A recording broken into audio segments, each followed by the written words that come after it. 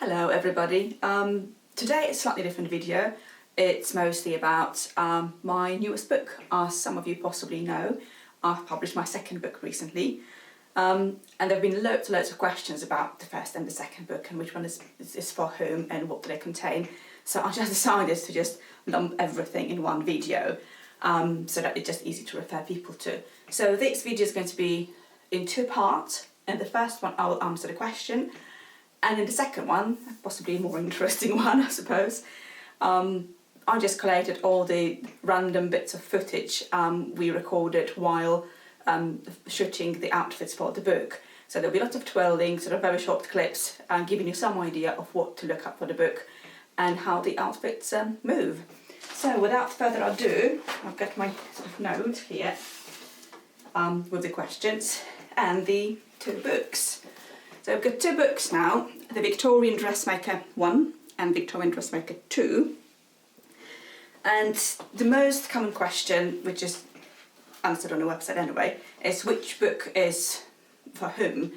The first book contains much more information and a background, as well as undergarments, explanation of techniques, how to fit a bodice or a mock-up, how to play with the patterns. So if you are just relatively new to Victorian costuming, this is the book to go for, mostly because it will take you step by step through all the information.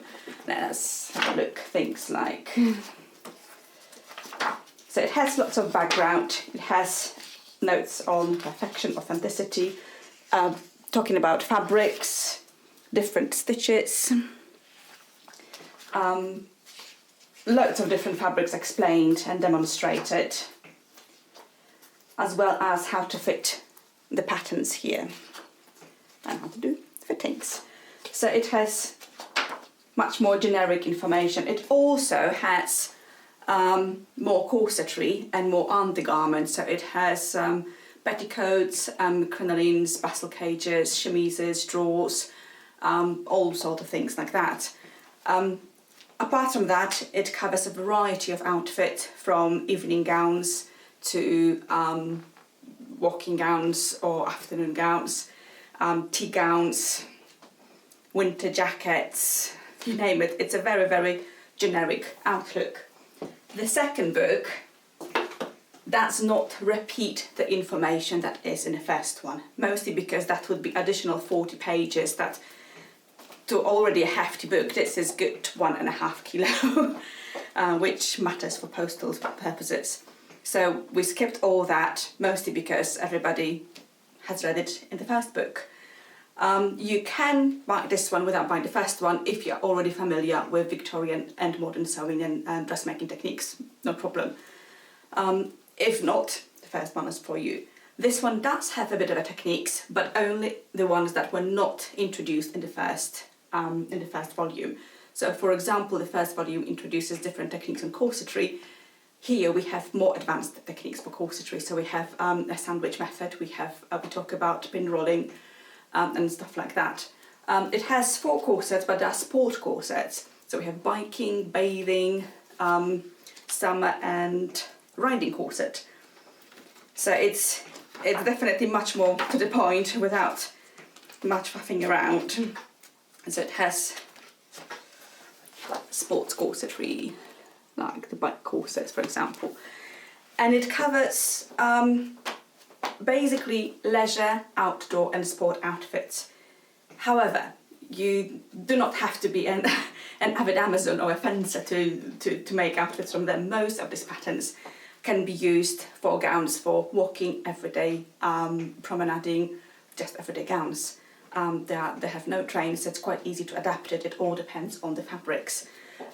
We have yachting, sailing, fencing, croquet, skating, promenading, walking, mantles, capes, jackets, winter attire. We have fencing with archery, tennis, bathing and swimming costumes, ice skating, fencing. So lots of different stuff with many different techniques. But as I said, you don't actually need to be a sportwoman just to wear these.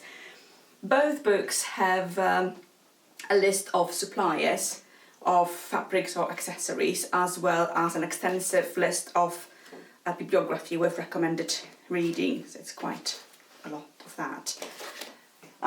So that's generic bits. Let me see what questions we had here. Difficulties. As I've mentioned, the first book is a little bit more basic. Neither of the books will teach you how to sew or will teach you how to use the sewing machines. That's not the area of focus here. You should already be able how to work your needle a little bit and how to use a sewing machine, how to get a pattern. But having said that, both books have project marked from easy to difficult. So if you're just a beginner, you still can find quite a lot of stuff that you will be able to make and gradually learn and progress. And that is my focus for the books, is a concept of learning and using your knowledge to actually adapt the patterns you see. That's one of the other questions about the patterns and diagrams. The patterns here,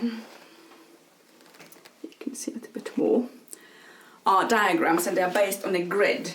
The grid is 1 square is 1 inch, which is 2.5 centimetres. Grew up in the country with centimetres, but when I moved to UK, I started using inches and I found it much more convenient. But at the same time, on the grid, it does not really matter. You can just go for 4 inches, it's 10 centimetres, and that's about it. The patterns are the same size to make it easier to grade it up and down. That's what the first book explains, how to adjust your patterns. But the emphasis is on mock-ups and toiles and draping and adjusting the patterns to fit you. That's something that modern dressmaking does not much, because we use generic patterns to generic sizes, but guess what? None of us is generic size. Some people have one shoulder lower, some people have different backs, some people have different measurements everywhere. So it's really difficult to get it with a generic pattern. I would really love to people to learn and embrace their own shapes and tailor the clothing to their shape and not the other way around. And yes, it's a bit ironic, since in Victorian times we do have corsets, where we do have bustles, we have crinolines. So you are learning how to create shapes to go over those support garments as well. But I hope that books will help people to do just that. So we rely very heavily on toiles and mock-ups, as well as draping and experimenting and adjusting the patterns to what fits you, and not trying to fit into the pattern in a way. What else we have here? There is a video on my channel actually how to drape a Victorian bodice, so that could be quite helpful. Okay. Oh, all right.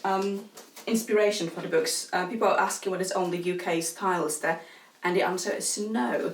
I've been using fashion plates and extant items as a base for the costumes in the book, and they are from UK, like from domestic magazines.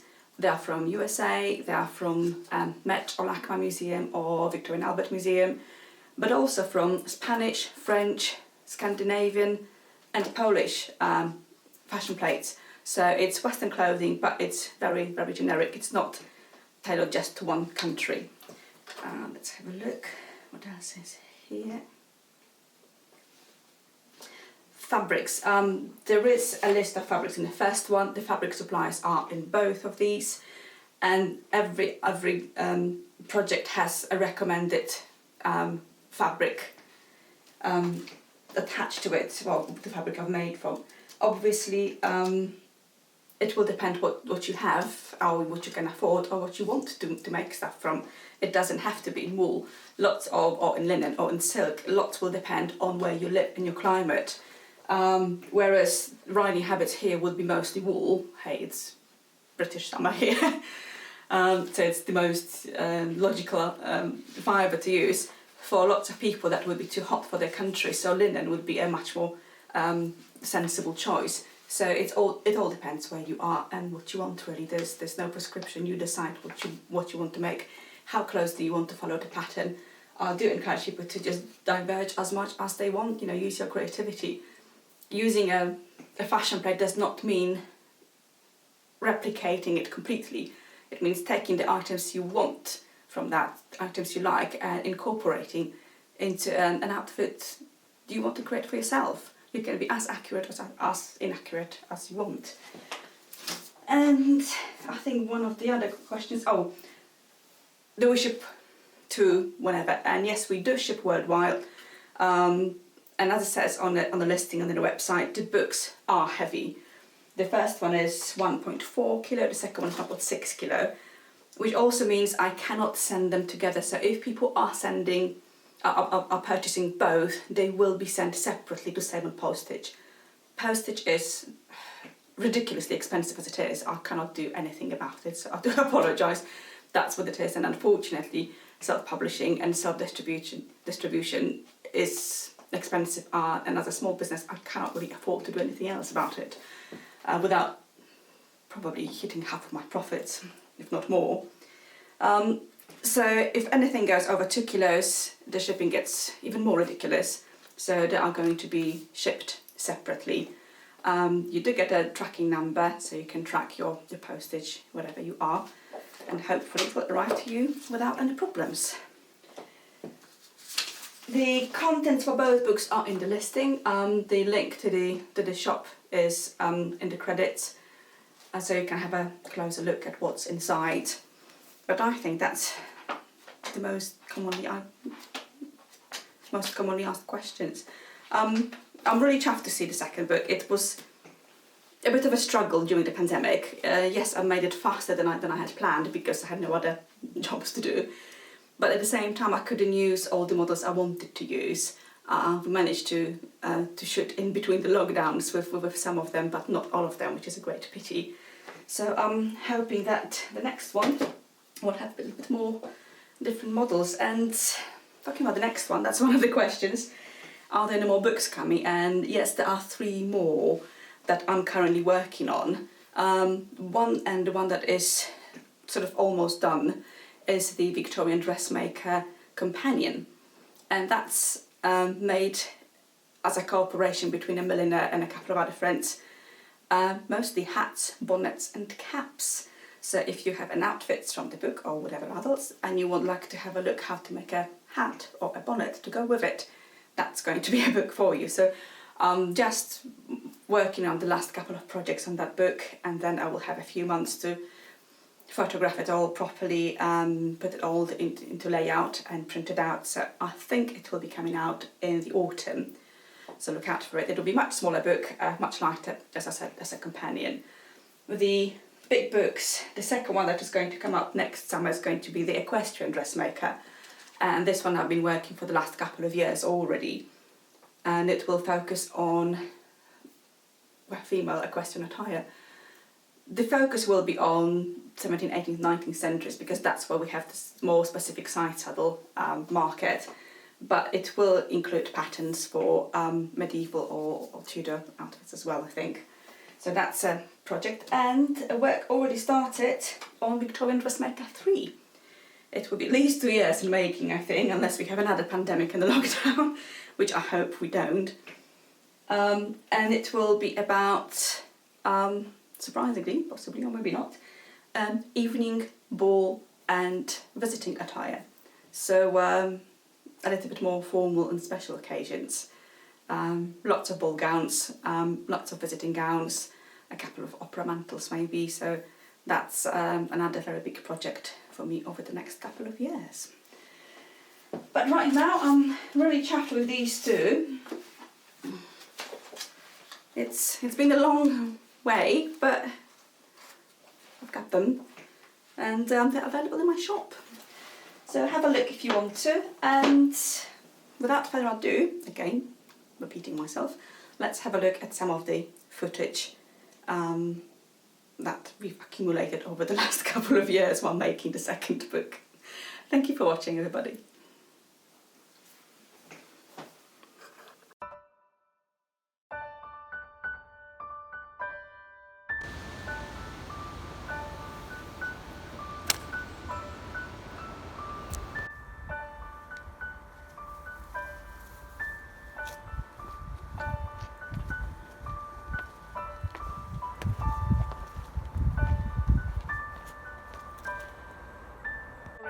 antique pelerine or capelet and a huge, huge muff. So there you go. Now let me take this one off. This one can go with the belt or underneath the belt. Let's see.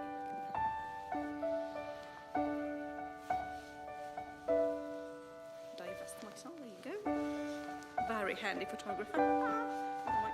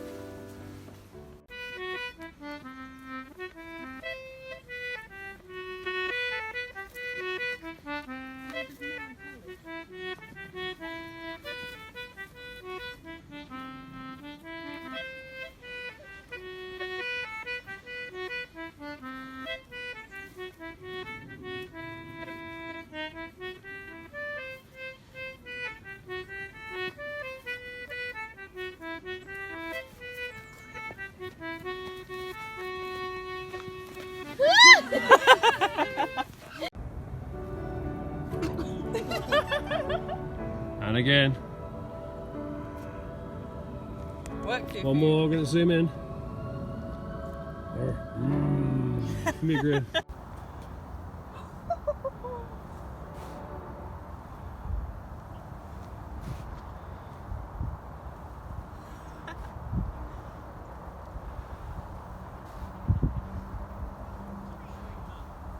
This is great.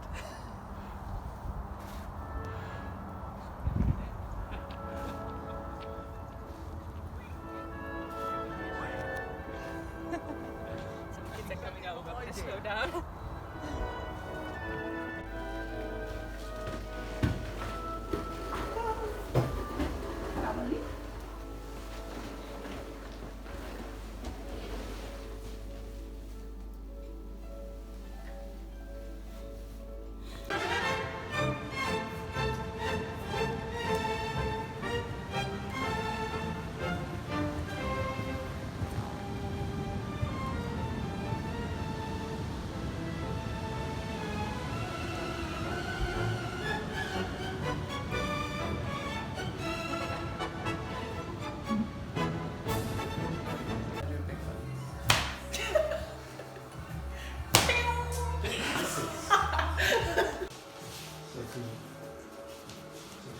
Cycling course. Rather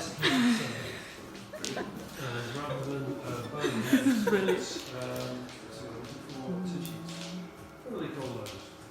They're not bones, they're... And look at these twists. What actually are these? What is it? Okay, yeah. Just to get it out of the way. Yeah.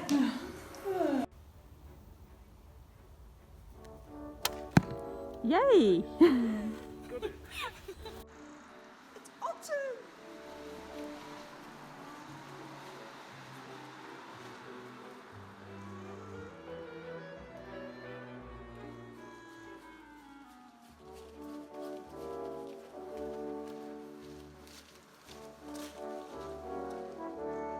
Conquer season.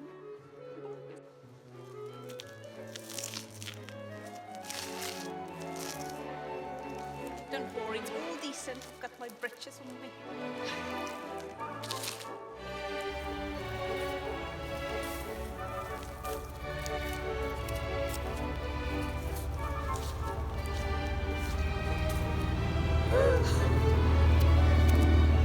Give me all your money.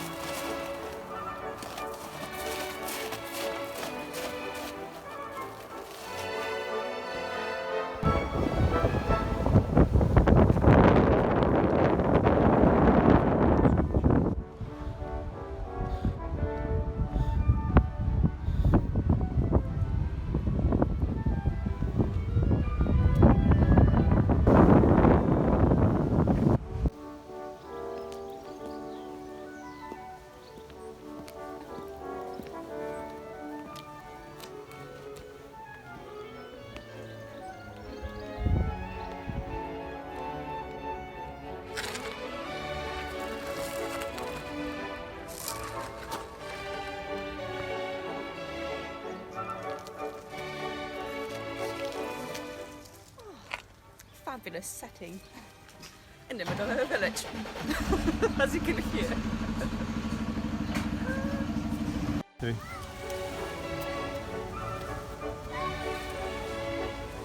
Cool. Being a late 1890s shirt waist and a fetching beret. There you go, in a beautiful park. That's for social distancing, so it's 2 meters away. And obviously, well, it's raining, obviously, but.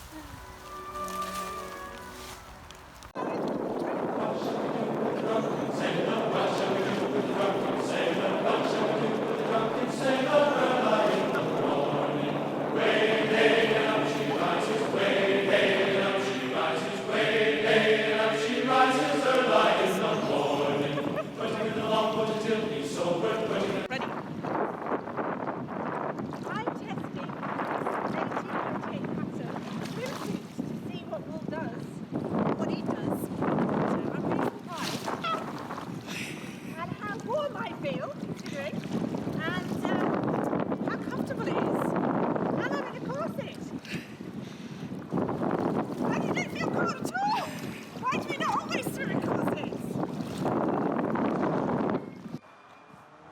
Loose.